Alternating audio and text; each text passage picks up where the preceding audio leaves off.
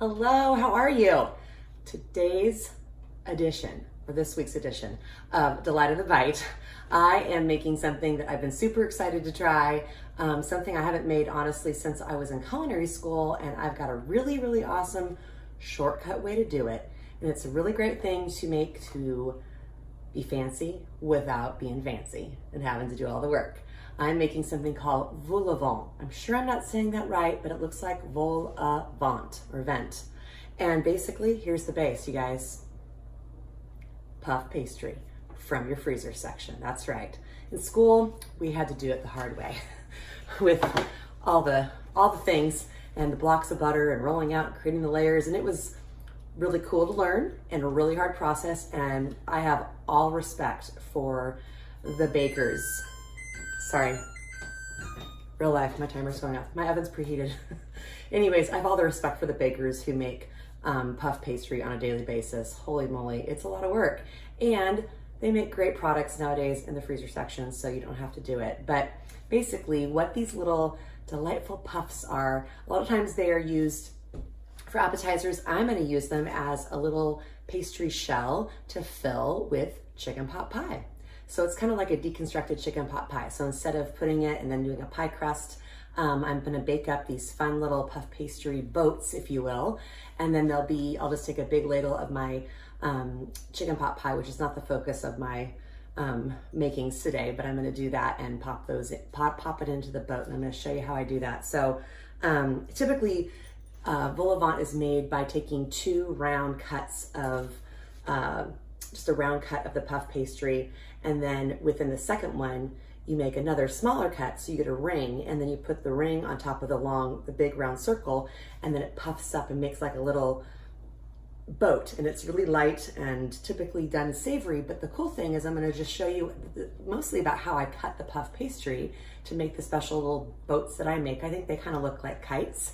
And then I fill them with the chicken pot pie mixture. You could fill yours and make them more of a sweet version if you wanted to, and fill it with like jam or like a cream cheese and jam, or mascarpone, which is Italian cream cheese and jam, or some lemon curd. They sell that in a jar at Trader Joe's and lots of other places. So it's just kind of like a vehicle for a lot of fun things that you can do.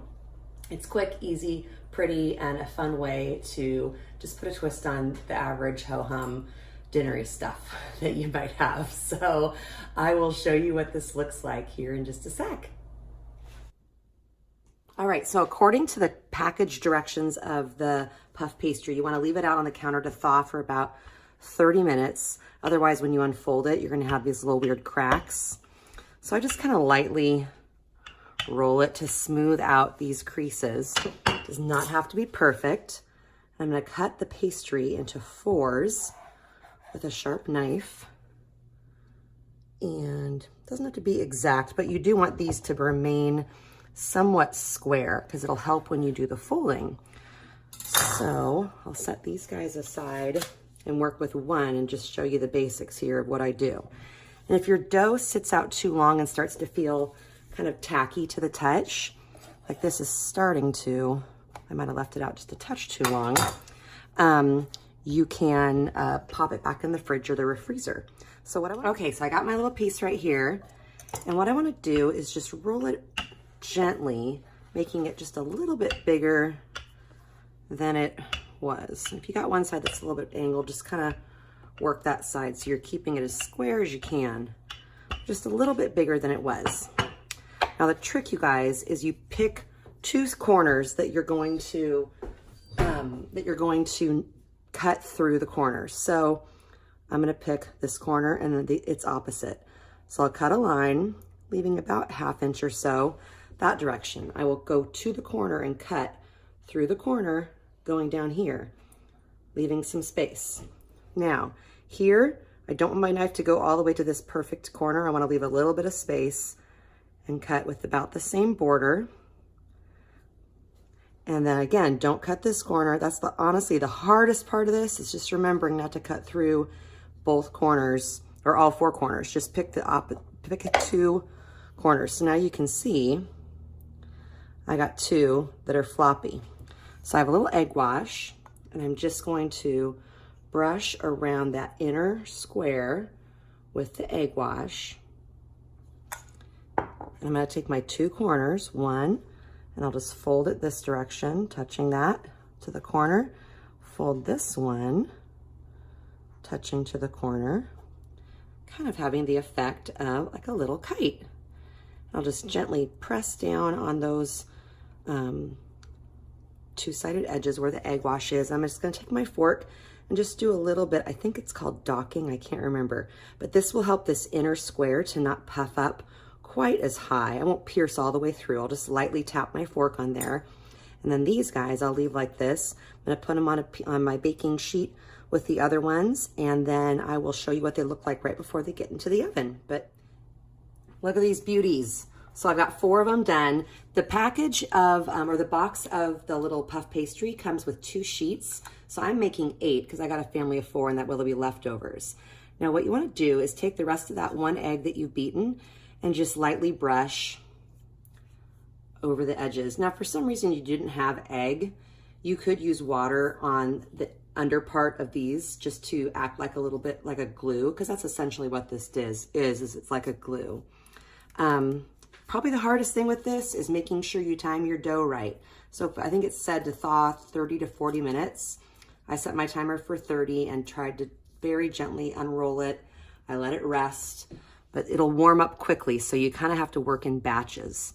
And if it starts to feel like it gets too gooey, the dough, then just put it in the freezer for 5 minutes or the fridge for like 10. And then you bring it back out to work with it. So I think I'll just wash these because even though they'll get filled, these parts won't be showing, but I'll brush them anyways. So by brushing this on here, you guys, it's acts like a glue, like I said, but it'll also make all the dough shiny and kind of glossy, and just, you know, it's just like a pretty finishing touch. It's not required to brush the tops of these, but I think it looks really nice. These will go into the oven for about 15 minutes or so at 400 degrees, and then they're ready to fill. Okay guys, they're all out of the oven. Now, I made a little boo-boo. On my second batch, I totally forgot to brush with the egg wash, but look at how they're still golden and beautiful. But look at that compared to that. Glossy, a little bit deeper brown on the edge. It's just a superior finish. So actually, I feel like for the testing purposes of Delight of the Bite, showing you kind of a before and after, or a without egg wash and with egg wash. Very helpful. So with egg wash, really pretty. With these guys puffed up, you can see the inside right here, it's still puffy, but not as puffy. So that was good. I probably could have pierced that section a little bit harder so it wouldn't have puffed up quite as much, but you can see from a side view, it's still puffy, but not quite as puffy. Look at those layers. When this gets filled up with the chicken pot pie, it is going to be little party in the mouth, very divine. Can't wait to show you. Hi. Okay, I have it in my little dish. This is you can zoom in here for just a second. This is my chicken pot pie filling that's not going into a pie shell. It's just gonna go right here. Oh yeah. Look at the ooey, gooey, yummy chicken, vegetables.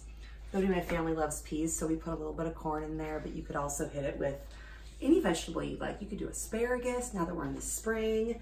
You could do broccoli. We just do carrots and celery, chicken, a little bit of corn. So this yumminess is in here. I want you to listen. I'm gonna try and be quiet. Listen. The dog keeps moving. Those are all the layers of puff pastry as I cut through. Oh my gosh, it's gonna be so good.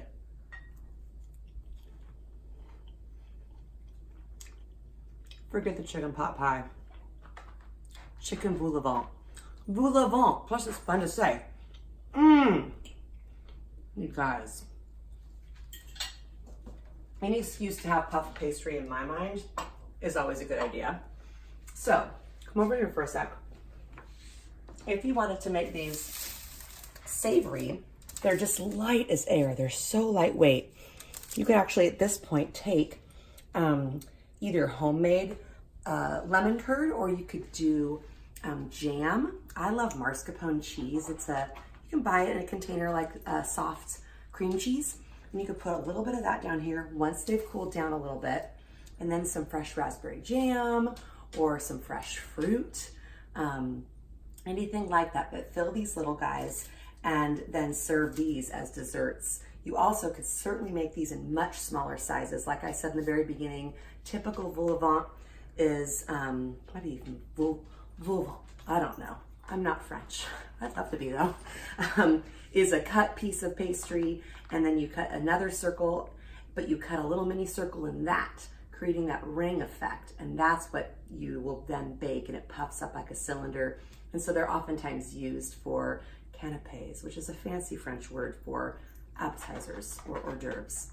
So that would be great for dessert. With these, like I said, you could do that. Lemon curd would also be really good in here with a little dollop of whipped cream. So really, the sky's the limit with the filling of these. But have fun with puff pastry. Again, in your freezer grocery section. There's lots of varieties. This is the way I did them today. Hit me up with questions.